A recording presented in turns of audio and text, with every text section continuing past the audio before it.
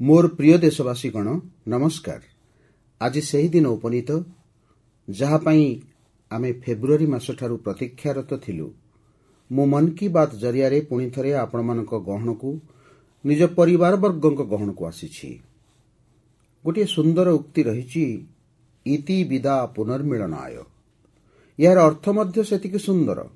मु विदाय नेउछि पुणी थरे भेटिबा पाई। मनरे एही भावना बहन करी मु फेब्रुआरी मासरे आपणमानकु कहिथिली जे निर्वाचन फलाफल परे मु पुणी भेटिबी। आउ आज मन की बात सहित मु पुणी आपणमानक गहणरे उपस्थित। आशा करुछि आपण समस्ते भल थिबे, घरे समस्तक स्वास्थ्य भल थिबो। एबे तो मौसुमी मध्य आसीगलानी। मौसुमी जेबे आसे मन मध्य आनंदित हो जाए। आजिठू पुणी थरे आमे मन की बात रे एभली देशवासी मानक विषय रे आलोचना करिबा जेउ माने निज कार्य द्वारा समाज और देशर परिस्थिति को उन्नत करूछंती। आमे आलोचना करिबा आम समृद्ध संस्कृति, गौरवपूर्ण इतिहास एवं विकसित भारतर प्रचेष्टा संपर्क रे। बंधुगण, फेब्रुआरी मासठारू आज पर्यंत प्रत्येक मासर शेष रविवार दिन मु आपणक सहित भाव विनिमयर अभाव को अनुभव करुथली। किंतु एही समय आपण मते पठाइथिबा लक्ष लक्ष वार्तागुड़ी देखि मते खूब भल लागिथिला। मन की बात रेडियो कार्यक्रम पछे किछि मास पई बंद रहिथिला, किंतु मन की बात रो जो भावना देशरे समाज रे रहिछि ताकु नै प्रत्येक किछि भल काम, निस्वार्थ भावरे काम, समाज उपरे सकारात्मक प्रभाव पकाउथबा कार्य निरंतर भावे चाली रहथाउ। निर्वाचन खबर मध्यरे निश्चित रूपे मन को छुई पारुथबा एभली खबर गुड़िक उपरे आपण मानकर दृष्टि पड़िथिबो। बंधुगण, आज मु देशवासी मानकु धन्यवाद मध्य अर्पण करबाकू चाहूछि, कारण सेमाने आम संविधान एवं देशर गणतांत्रिक व्यवस्था उपरे निजर अतुट विश्वास दोहराइछंती। 2024 निर्वाचन विश्वर सबुठारु बड़ निर्वाचन थिला। विश्वर कौनसी देशरे एते बड़ निर्वाचन केबे हेले अनुष्ठित हे नाही, जेउथिरे 65 कोटी लोक मतदान करिछंती। मु निर्वाचन आयोग एवं मतदान प्रक्रिया सह जड़ित प्रत्येक व्यक्ति को एथिपई अभिनंदन जणाउछि। मोर प्रिय देशवासीगण, 30 जून आजिर एही दिनटी बहुत गुरुत्वपूर्ण। एही दिनटी को आम आदिवासी भाई भौणी माने हुल दिवस भाବରେ पालन करिथांती। एही दिनटी वीर सिद्धो कान्हूंकर अदम्य साहस सहित जड़ित, जे विदेशी शासक मानक अत्याचार घोर विरोध करथिले। वीर सिद्धो कान्हू हजार हजार सांताली बंधु मानकु एकजुट करी पूर्ण प्राण रे इंग्रेज मानकर मुकाबिला करथिले। यह केबे घटिथिला जानिछंती कि? यह घटिथिला 1855 मसिया रे, अर्थात 1857 रे घटिथिबा भारतर प्रथम स्वाधीनता संग्राम ठारू मध्य 2 वर्ष आगरु घटिथिला एही घटना। सेतेबेले झारखंडर सांताल प्रगणारे आम आदिवासी भाई भौणी माने विदेशी शासकंक विरुद्ध रे हथियार उठैथिले। आम सांताली भाई भौणी मानक उपरे इंग्रेज माने बहुत अत्याचार करिथिले। सेमानक उपरे अनेक प्रकार कटकणा मध्य लगेई देइथिले। एही संग्राम रे अपूर्व वीरत्व प्रदर्शन करी वीर सिद्धो एवं कान्हू शहीद हो जाइथिले। झारखंड माटीर एही अमर सुपुत्र मानकर बलिदान आज मध्य देशवासी को प्रेरणा जोगाउछि। आसंतु सुनिबा एमानकु समर्पित सांताली गीतर किछि अंश।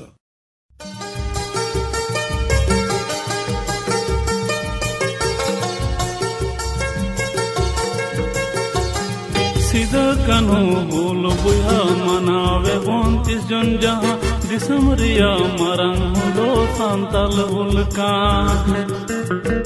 सांताल हुदो आंदोड़ लेना इंग्रेज कानून भंगोड़ लेना जुमे बंजो एसपीटी अकेला गोयना जंगारे पैगान साड़ी कने झाम जा उनको होले बुया होले होले। मोर प्रिय बंधुगण, जदि मु आपण मानकु प्रश्न करे जे दुनियार सबुठारु अमूल्य संपर्क कोउटा, ताहले आपण निश्चय कहिबे मां। आम समस्तक जीवन रे मांक स्थान सबुठु उपरे थाए। मां सबु दुख सही निज पिला मानकु लालन पालन करिथाए। प्रत्येक मां निज संतान को बहुत स्नेह करिथाए। जन्मदात्री मार से स्नेह ଆମ ସମସ୍ତଙ୍କ ଉପରେ ଗୋଟିଏ ଋଣ ସଦୃଶ ହୋଇଥାଏ, ଯାହାକୁ କେହି କେବେ ଶୁଝିପାରେ ନା। ମୁଁ ଭାବୁଥିଲି ଯେ ମାଙ୍କୁ ତ ଆମେ କିଛି ଦେଇପାରିବା ନାହିଁ, ହେଲେ ତା ପାଇଁ କିଛି କରିପାରିବା କି? ଏହି ଚିନ୍ତାଧାରାକୁ ଆଧାର କରି ଚଳିତ ବର୍ଷ ବିଶ୍ୱ ପରିବେଶ ଦିବସଠାରୁ ଗୋଟିଏ ବିଶେଷ ଅଭିଯାନ ଆରମ୍ଭ କରାଯାଇଛି। ଏ ଅଭିଯାନର ନାଁ ହେଉଛି ମାଙ୍କ ନାଁରେ ଗୋଟିଏ ବୃକ୍ଷ। ମୁଁ ମଧ୍ୟ ମୋ ମାଙ୍କ ଉଦ୍ଦେଶ୍ୟରେ ଗୋଟିଏ ଗଛ ଲଗାଇଛି। ମୁଁ ସମସ୍ତ ଦେଶବାସୀଙ୍କୁ, ବିଶ୍ୱର ସମସ୍ତ ଦେଶର ଜନସାଧାରଣଙ୍କୁ ଅନୁରୋଧ କରିଛି ଯେ ସେମାନେ ନିଜ ମାଙ୍କ ସହ ମିଶି କିମ୍ବା ତାଙ୍କ ଉଦ୍ଦେଶ୍ୟରେ ଗୋଟିଏ ଗଛ ଲଗାନ୍ତୁ, ନିଶ୍ଚୟ ଲଗାନ୍ତୁ। ଏଥିଯୋଗୁଁ ମାଙ୍କ ସ୍ମୃତିରେ କିମ୍ବା ତାଙ୍କ ସମ୍ମାନରେ ବୃକ୍ଷରୋପଣର ଏହି ଅଭିଯାନ ତୀବ୍ର ଗତିରେ ଅଗ୍ରସର ହେଉଥିବା ଦେଖି ମୁଁ ବହୁତ ଖୁସି ଅନୁଭବ କରୁଛି। ଲୋକେ ନିଜ ମାଙ୍କ ସହିତ କିମ୍ବା ତାଙ୍କ ଫଟୋ ସହ ବୃକ୍ଷରୋପଣ କରୁଥିବା ଫଟୋ ସାମାଜିକ ଗଣମାଧ୍ୟମରେ ସେୟାର କରୁଛନ୍ତି। ଧନୀ ହୁଅନ୍ତୁ କି ଗରିବ, ଜଣେ କର୍ମଜୀବୀ ମହିଳା ହୁଅନ୍ତୁ ବା ଗୃହିଣୀ, ସମସ୍ତେ ନିଜ ମାଙ୍କ ପାଇଁ ବୃକ୍ଷରୋପଣ କରୁଛନ୍ତି। ଏହି ଅଭିଯାନ ସମସ୍ତଙ୍କୁ ନିଜ ମାଙ୍କ ପ୍ରତି ସମ୍ମାନ ପ୍ରଦର୍ଶନର ସମାନ ସୁଯୋଗ ପ୍ରଦାନ କରିଛି। ସେମାନେ ନିଜ ଫଟୋଗୁଡ଼ିକୁ #Plant4Mother ଏବଂ #EkPedMaAke Naam ସହ ସେୟାର କରି ଅନ୍ୟମାନଙ୍କୁ ପ୍ରେରଣା ଯୋଗାଉଛନ୍ତି। ବନ୍ଧୁଗଣ, ଏହି ଅଭିଯାନ ଦ୍ୱାରା ଆଉ ଗୋଟିଏ ଲାଭ ହେବ। ଧରିତ୍ରୀ ମଧ୍ୟ ମା ଭଳି ଆମର ଯତ୍ନ ନେଇଥାଏ। ମାଟି ମା ହିଁ ଆମ ସମସ୍ତଙ୍କ ଜୀବନର ଆଧାର। ତେଣୁ ମାଟି ମାର ଯତ୍ନ ନେବା ଆମମାନଙ୍କର ମଧ୍ୟ କର୍ତ୍ତବ୍ୟ ଅଟେ। ମାଙ୍କ ନାଁରେ ବୃକ୍ଷରୋପଣ ଦ୍ୱାରା ମା ତ ସମ୍ମାନିତ ହେବେ, ଏହାଛଡ଼ା ମାଟି ମାର ମଧ୍ୟ ସୁରକ୍ଷା ହେବ।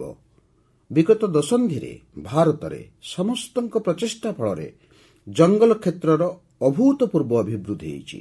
ଅମୃତ ମହୋତ୍ସବ ସମୟରେ ସମଗ୍ର ଦେଶରେ 60,000ରୁ ଅଧିକ ଅମୃତ ସରୋବର ନିର୍ମାଣ କରାଯାଇଛି। ସେହିଭଳି ଏଥର ମାଙ୍କ ନାଁରେ ବୃକ୍ଷରୋପଣ ଅଭିଯାନକୁ ମଧ୍ୟ ତ୍ୱରାନ୍ୱିତ କରାଇବାକୁ ପଡ଼ିବ। ମୋର ପ୍ରିୟ ଦେଶବାସୀଗଣ, ମୌସୁମୀ ଦେଶର ବିଭିନ୍ନ ଭାଗକୁ ଅଗ୍ରସର ହୋଇ ନିଜର ରଙ୍ଗ ଦେଖାଇ ଚାଲିଛି। ଆଉ ବର୍ଷା ଋତୁରେ ସମସ୍ତଙ୍କ ଘରେ ଯେଉଁ ଜିନିଷଟି ଖୋଜା ହୁଏ ତାହା ହେଉଛି ଛତା। ମନ୍ କି ବାତ୍ରେ ଆଜି ମୁଁ ଆପଣମାନଙ୍କୁ ଗୋଟିଏ ବିଶେଷ ପ୍ରକାରର ଛତା ବିଷୟରେ କହିବାକୁ ଚାହୁଁଛି। ଏହି ଛତା ତିଆରି ହୁଏ ଆମ କେରଳରେ। ସେମିତି ବି କେରଳର ସଂସ୍କୃତିରେ ଛତାର ବିଶେଷ ଗୁରୁତ୍ୱ ରହିଛି। ସେଠାରେ ଅନେକ ପରମ୍ପରା ଏବଂ ବିଧିବିଧାନର ଏକ ଗୁରୁତ୍ୱପୂର୍ଣ୍ଣ ବସ୍ତୁ ହୋଇଥାଏ ଛତା। କିନ୍ତୁ ମୁଁ ଯେଉଁ ଛତା କଥା କହିବାକୁ ଯାଉଛି ତାହା ହେଲା କାର୍ଥୁମ୍ବୀ ଛତା, ଆଉ ଏହା ତିଆରି ହୋଇଥାଏ କେରଳର ଅଟ୍ଟାପଡ଼ିରେ। ଏହି ରଙ୍ଗୀନ ଛତାଗୁଡ଼ିକ ଦେଖିବାକୁ ବହୁତ ସୁନ୍ଦର। ଏହାର ବିଶେଷତ୍ୱ ହେଲା ଏହାକୁ କେରଳର ଆମ ଆଦିବାସୀ ଭଉଣୀମାନେ ତିଆରି କରନ୍ତି। ଆଜି ସାରା ଦେଶରେ ଏହି ଛତାର ଚାହିଦା ବୃଦ୍ଧି ପାଇଛି। ଅନଲାଇନରେ ମଧ୍ୟ ଏହା ବିକ୍ରି ହେଉଛି। ଓଟାଲକ୍କି ସହକାରୀ କୃଷି ସମବାୟ ସମିତିର ତତ୍ତ୍ୱାବଧାନରେ ଏହି ଛତାଗୁଡ଼ିକୁ ତିଆରି କରାଯାଉଛି। ଏହି ସମିତିର ନେତୃତ୍ୱ ନେଉଛନ୍ତି ଆମ ନାରୀ ଶକ୍ତି। ମହିଳାମାନଙ୍କ ନେତୃତ୍ୱରେ ଅଟ୍ଟାପଡ଼ିର ଆଦିବାସୀମାନେ ଏଣ୍ଟରପ୍ରିନ୍ୟୁରସିପ୍ର ଗୋଟିଏ ଚମତ୍କାର ଉଦାହରଣ ସୃଷ୍ଟି କରିଛନ୍ତି। ଏହି ସମିତିଟି ଗୋଟିଏ ବାଉଁଶ ହସ୍ତଶିଳ୍ପ ୟୁନିଟ୍ ମଧ୍ୟ ପ୍ରତିଷ୍ଠା କରିଛି। ଏବେ ସେମାନେ ଗୋଟିଏ ରିଟେଲ ଆଉଟଲେଟ୍ ଏବଂ ଗୋଟିଏ ପାରମ୍ପରିକ କ୍ୟାଫେ ଖୋଲିବା ପାଇଁ ମଧ୍ୟ ପ୍ରସ୍ତୁତି ଚଳାଇଛନ୍ତି। ସେମାନଙ୍କ ଉଦ୍ଦେଶ୍ୟ କେବଳ ନିଜ ଛତା ଓ ଅନ୍ୟାନ୍ୟ ଉତ୍ପାଦନ ବିକ୍ରୟ କରିବା ନୁହେଁ, ବରଂ ସେମାନେ ବିଶ୍ୱକୁ ନିଜ ପରମ୍ପରା ଓ ସଂସ୍କୃତି ସହିତ ପରିଚିତ କରାଉଛନ୍ତି। ଆଜି କାର୍ଥୁମ୍ବୀ ଛତା କେରଳର ଗୋଟିଏ ଛୋଟ ଗାଁଠାରୁ ଆରମ୍ଭ କରି ବହୁରାଷ୍ଟ୍ରୀୟ କମ୍ପାନୀ ପର୍ଯ୍ୟନ୍ତ ଯାତ୍ରା ଅତିକ୍ରାନ୍ତ କରିସାରିଲାଣି। ଲୋକାଲ ପାଇଁ ଭୋକାଲ ହେବାର ଏହାଠାରୁ ଭଲ ଉଦାହରଣ ଆଉ କ'ଣ ଥାଇପାରେ? ମୋର ପ୍ରିୟ ଦେଶବାସୀଗଣ, ଆସନ୍ତା ମାସର ଏହି ସମୟରେ ପ୍ୟାରିସ୍ ଅଲିମ୍ପିକ୍ସ ଆରମ୍ଭ ହୋଇଯାଇଥିବ।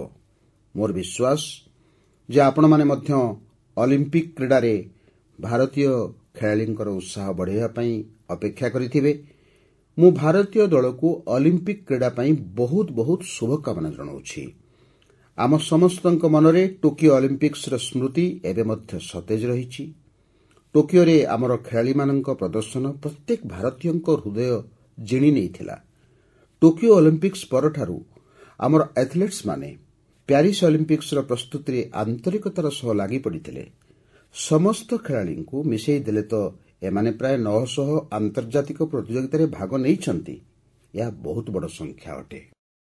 ବନ୍ଧୁଗଣ, ପ୍ୟାରିସ୍ ଅଲିମ୍ପିକ୍ସରେ ଆପଣମାନଙ୍କୁ କେତେକ କଥା ପ୍ରଥମ ଥର ପାଇଁ ଦେଖିବାକୁ ମିଳିବ।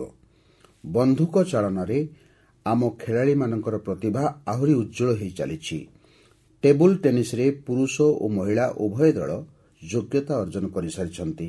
ଭାରତୀୟ ଶଟଗନ୍ ଦଳରେ ଆମର ସୁଟର ଝିଅମାନେ ମଧ୍ୟ ସାମିଲ ହୋଇଛନ୍ତି।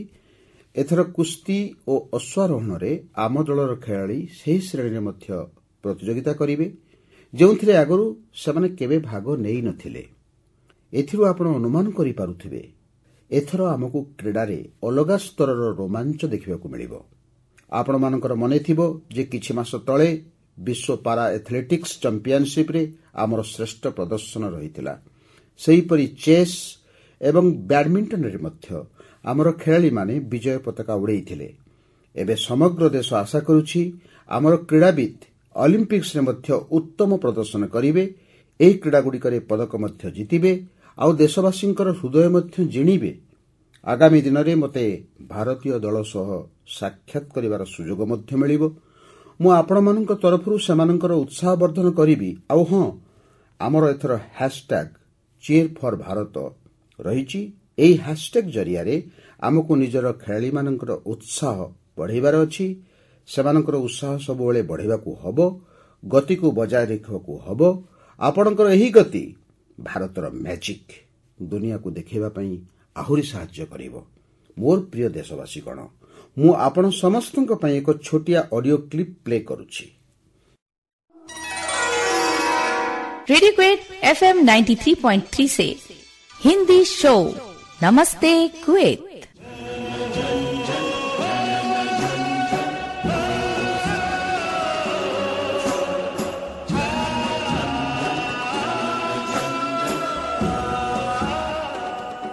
एक ऐसा कार्यक्रम जिसमें हम बात करेंगे कुवैत भारत संबंध के बारे में, कुवैत भारत संस्कृति के बारे में और उस रिश्ते के बारे में जो दोनों देशों को अलग अलग क्षेत्रों में जोड़ता है। ଏହି ରେଡିଓ କାର୍ଯ୍ୟକ୍ରମକୁ ଶୁଣି ଆପଣ ମଧ୍ୟ ଆଶ୍ଚର୍ଯ୍ୟ ହୋଇଯାଉଛନ୍ତି ନା? ତ ଆସନ୍ତୁ ଆପଣଙ୍କୁ ମଧ୍ୟ ଏହା ପଛର ସମ୍ପୂର୍ଣ୍ଣ କାହାଣୀ କହିଦିଏ। ପ୍ରକୃତରେ ଏହା କୁୱେତ ରେଡିଓର ଏକ ପ୍ରସାରଣର କ୍ଲିପ୍। ଏବେ ଆପଣ ଭାବୁଥିବେ କୁୱେତର କଥା ତ ପଡ଼ିଛି, ସେଠି ହିନ୍ଦୀ କୁଆଡ଼ୁ ଆସିଲା? ପ୍ରକୃତ କଥା ହେଲା, କୁୱେତ ସରକାର ନିଜର ଜାତୀୟ ରେଡିଓରେ ଏକ ସ୍ୱତନ୍ତ୍ର କାର୍ଯ୍ୟକ୍ରମ ଆରମ୍ଭ କରିଛନ୍ତି, ଆଉ ତା ବି ହିନ୍ଦୀରେ। କୁୱେତ ରେଡିଓରେ ପ୍ରତି ରବିବାର ଏହାର ପ୍ରସାରଣ ଅଧଘଣ୍ଟା ପାଇଁ କରାଯାଏ। ଏଥିରେ ଭାରତୀୟ ସଂସ୍କୃତିର ଭିନ୍ନ ଭିନ୍ନ ରଙ୍ଗ ଅନ୍ତର୍ଭୁକ୍ତ ହୋଇଥାଏ। ଆମର ଚଳଚ୍ଚିତ୍ର ଓ କଳାଜଗତ ସହିତ ସମ୍ପୃକ୍ତ ଆଲୋଚନା ସେଠାକାର ଭାରତୀୟ ସମୁଦାୟ ମଧ୍ୟରେ ବେଶ୍ ଲୋକପ୍ରିୟ। ମୋତେ ତ ଏହା ବି କୁହାଯାଇଛି ଯେ କୁୱେତର ସ୍ଥାନୀୟ ଲୋକେ ମଧ୍ୟ ଏଥିରେ ବହୁତ ଆଗ୍ରହ ପ୍ରକାଶ କରୁଛନ୍ତି। ମୁଁ କୁୱେତ ସରକାରଙ୍କୁ ଓ ସେଠାକାର ଜନସାଧାରଣଙ୍କୁ ହୃଦୟରୁ ଧନ୍ୟବାଦ ଦେଉଛି, ଯେଉଁମାନେ ଏହି ସୁନ୍ଦର ଉଦ୍ୟମ କରିଛନ୍ତି।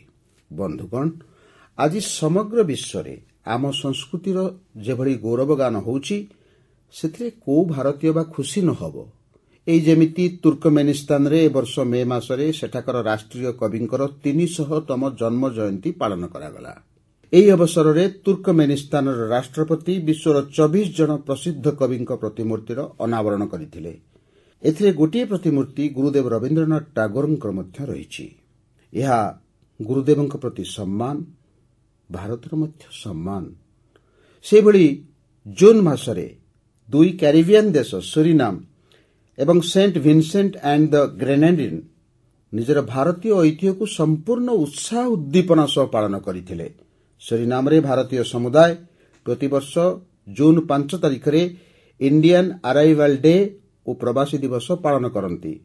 ଏଠାକାର ବହୁତ ଲୋକ ହିନ୍ଦୀ ସହିତ ଭୋଜପୁରୀ ମଧ୍ୟ କହିଥାନ୍ତି।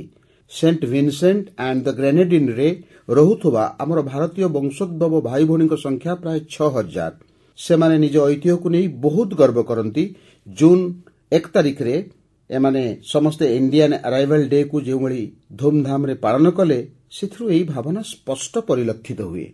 ସମଗ୍ର ବିଶ୍ୱରେ ଭାରତୀୟ ଐତିହ୍ୟ ଓ ସଂସ୍କୃତିର ଯେତେବେଳେ ଏଭଳି ବିସ୍ତୃତି ଦେଖିବାକୁ ମିଳେ, ସେତେବେଳେ ପ୍ରତ୍ୟେକ ଭାରତୀୟ ଗର୍ବିତ ହୁଅନ୍ତି।